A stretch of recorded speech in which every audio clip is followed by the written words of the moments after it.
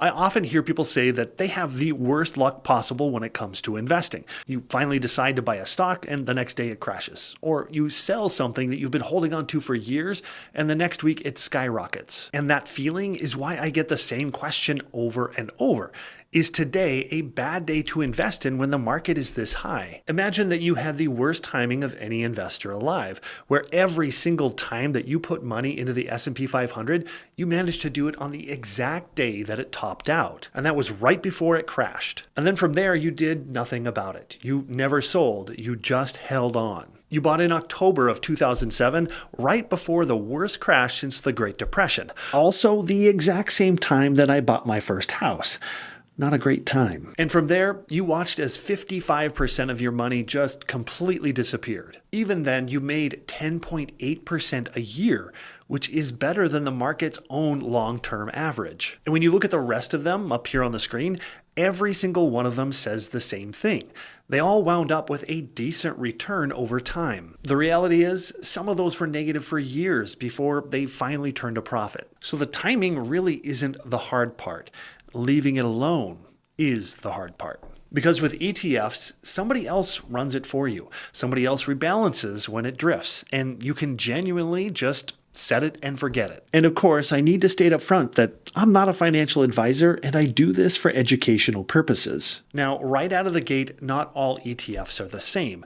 Some of them are built to be left alone for 40 years, and others happen to be cyclical or more violent with their ups and their downs. So today, I'm going to walk through the 5 high-growth ETFs that I would actually recommend to my own family. But not only am I covering the ETFs for growth, I'm also going to explain which account I would prefer to hold each one in, like a taxable account or an IRA, which is tax advantaged. And before anybody heads down to the comments, there are going to be a couple of funds on this list that you possibly don't agree with. And there's probably one that you expected to see that isn't there at all. And the reason has nothing to do with performance.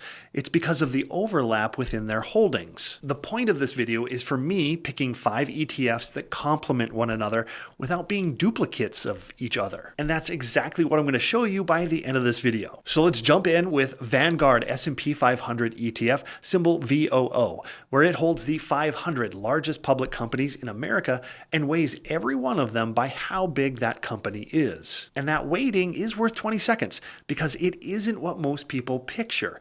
You're not buying 500 companies equally. So if you put $1,000 into this fund, about $76 of it goes into Nvidia, while about $6 goes into Costco, a company that most of us go to every other week. The giants obviously get the biggest slices, and everybody else is just along for the ride. And when a business shrinks, its slice shrinks right along with it. But the best part is, nobody has to make a decision. Nobody has to hold a meeting. That is the entire reason this thing can sit untouched for 40 years. For my money, its job is to just be the floor. It's what lets everything else I own be a little violent. And by violent, I mean that it's got big growth, which comes with big highs and a lot of big lows. And of course, something underneath all of that has to be a little boring. And this is the definition of boring in my mind. And for all intents and purposes, it has been a very good floor. Over the last 10 years, this fund has returned 15.5% a year, which turned $10,000 into $42,000. To me, that is a fantastic outcome, and it's why this is the base of everything that I own. But like I said, it's just the base. It's not the ceiling. So hang on to that $42,000 because I'm going to put it up against the next couple of funds, and the gap is bigger than most people expect. And since I'm going to let this one sit for decades, this is a must-have ETF in my cash account, meaning a regular taxable brokerage account. Because you have to remember, if you want to retire early, then you're going to need money that you can actually reach. And money inside of an IRA is meant to sit there until you hit the right age. Now, of course, there's a few ways around it, like the 72T, but those are hoops, and I would much rather just have an account that I can pull from without asking anybody's permission. And the reason that I put riskier ETFs in a tax advantage account like an IRA is because if you need to buy or sell the ETF to minimize your risk or improve your returns, you can take action without an immediate tax hit. And please stick around to the end because I'm going to put all 5 of these funds side by side with their expense ratios, their dividends, and their performance. This way you can see exactly how they stack up against one another and how I'm choosing to invest in them based on my age and my risk tolerance. Most every high-growth ETF tends to have at least one thing in common. Nearly the entire growth story of the market comes down to at least one word: AI. But some of you may think that you've missed your chance to invest in these assets. But there's one investment that may be even more valuable, and that's in yourself. Because when it comes to careers and business and income, those are going to people who actually know how to use AI. Because at the end of the day, owning the stock is exposure, but knowing the tool, well, that happens to be leverage. And that's exactly why I want you to join the Claude Mastery Sprint. It's a full deep dive into Claude and its real use cases and 10 plus other AI tools. It's happening this weekend, 10 a.m. to 7 p.m. Eastern Standard, and this is brought to you by today's sponsor, Outskill, where they've made it completely free for my audience. Just register through the link down in the bio, where over 10 million people around the world have already gone through this. If you're even a little serious about Claude, this isn't one to skip. In 2 days, you'll run deep research with Claude. You'll build your own artifacts and dashboards, put together full presentations, and set up connectors that automate the boring stuff, even your job search. You'll get hands-on with Claude Code, build custom agents, generate AI visuals and videos, and walk out with your entire week running on autopilot. Sign up now, and you'll also unlock 3 bonuses: 50 secret Claude codes that turn it into God-tier tool, a complete AI prompt library, and a personalized AI toolkit builder. And you're being mentored by actual leaders from Microsoft, Google, Amazon, and Nvidia. 2 days can change the next 2 years. Sign up before the seats sell out. Link is down in the description. You can also scan the QR and join the WhatsApp community before it closes. Let's go ahead and jump into the opposite end of the risk scale with the Roundhill Memory ETF, symbol DRAM, where it only holds 12 companies that make their money from memory chips. And it does not spread that money out because Micron, Samsung, and SK Hynix carry roughly 3/4 of the whole fund just between them. Now, here's why you'd want it. The AI build-out ran straight into a memory wall in 2026 because every AI chip needs memory stacked right next to it, and there isn't enough of it being made. That specific kind of memory is forecast to compound at 25% a year through the end of this decade, which is the fastest growth attached to anything in this video, and this fund is the cleanest way to buy it. It's also the only fund here that gets you direct access to Korean memory makers like Samsung. So I want that growth, but I only want a small piece of it, and it lives in my IRA because this is one that I'm pretty sure that I'm going to have to touch at some point. Memory has consistently worked in cycles, and while the demand looks like it runs for several more years, eventually supply is probably going to catch up and prices will come back down. And if I think that's starting to happen, then I want to be able to sell some of this and move it into something else. That's why an IRA is the only place that I can do that without taking an immediate tax bill. Now let's move on to the VanEck Semiconductor ETF, symbol SMH,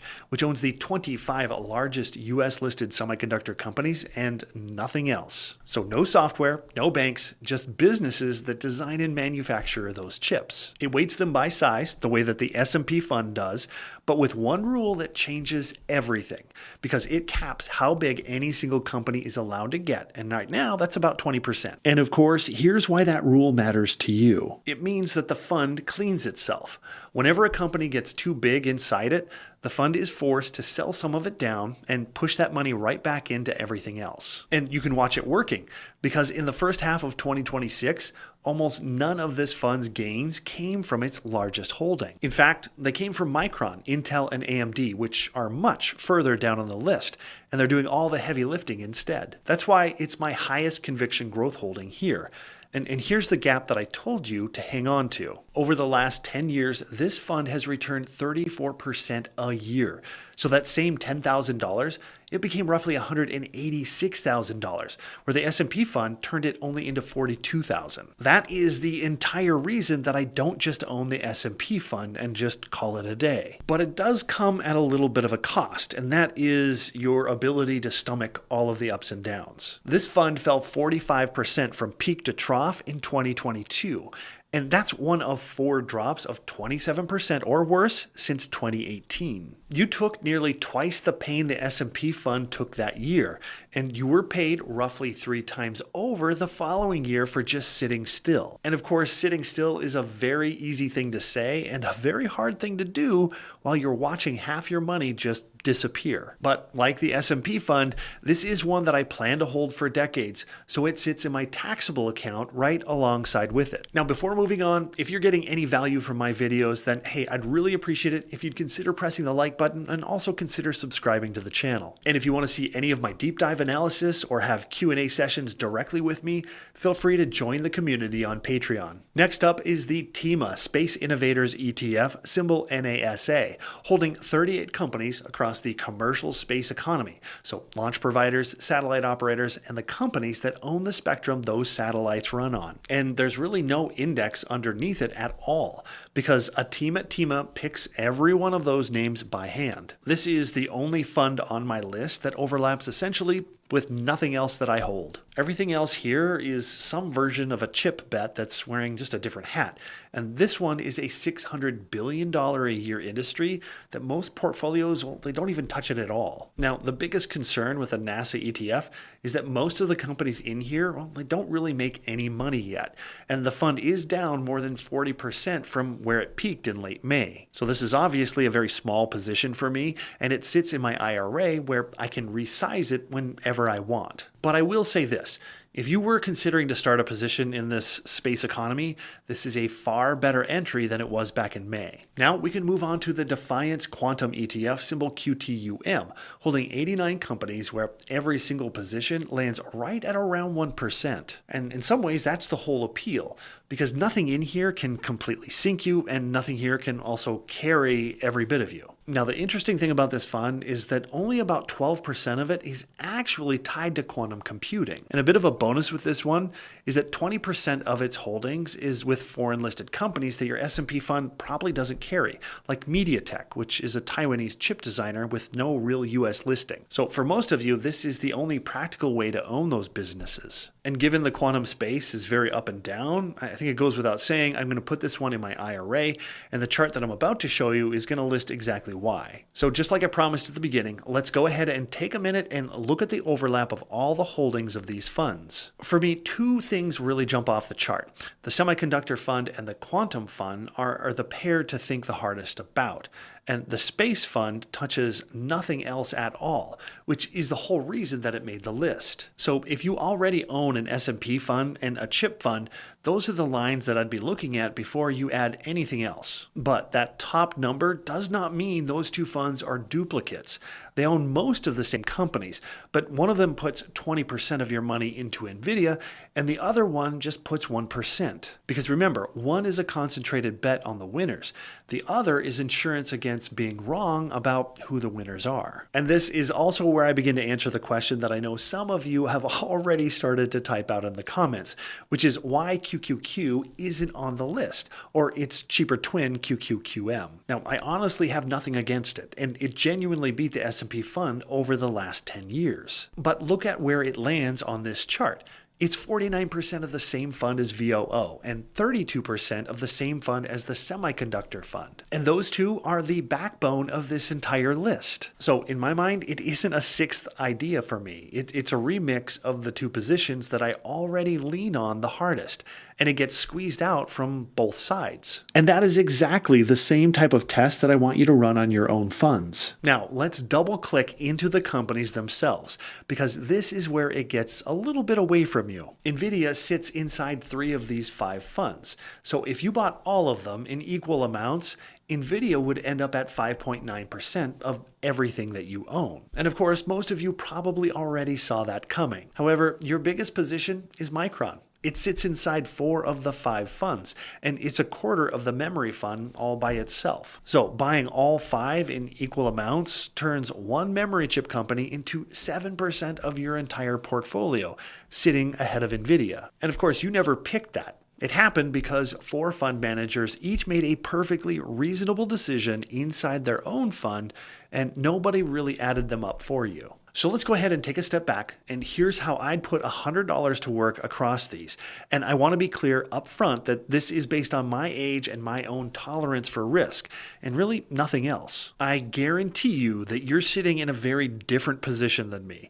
So take this as a starting point, and this is not a prescribed way of approaching it. So for me, I'm putting 40% into the S&P fund and another 40% into the semiconductor fund. And both of these, as a minimum, are in my taxable account. The last 20% splits across the other three, with 10% going to the memory fund, 5% each to the quantum fund and the space fund. So as I mentioned earlier, I make it a point to hold those three only in my IRA, so I can reallocate them without a tax bill kind of holding me back. So 80% of my money is going to be sitting in the two funds that I never have to touch.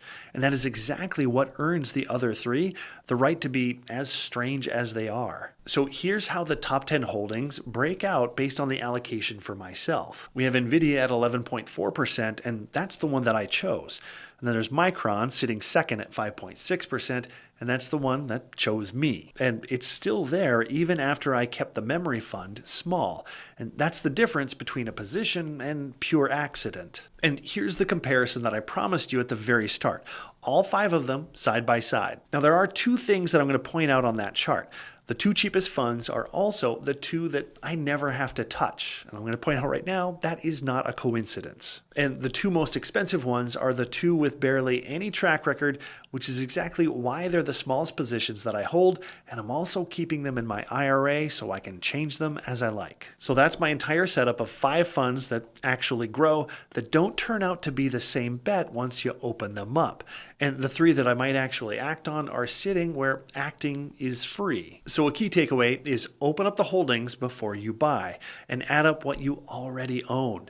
So if you would, go ahead and tell me down in the comments which of these 5 you would argue with, because I guarantee you that some of you have a much better 6th fund that I should have included. And as always, thanks so much for watching.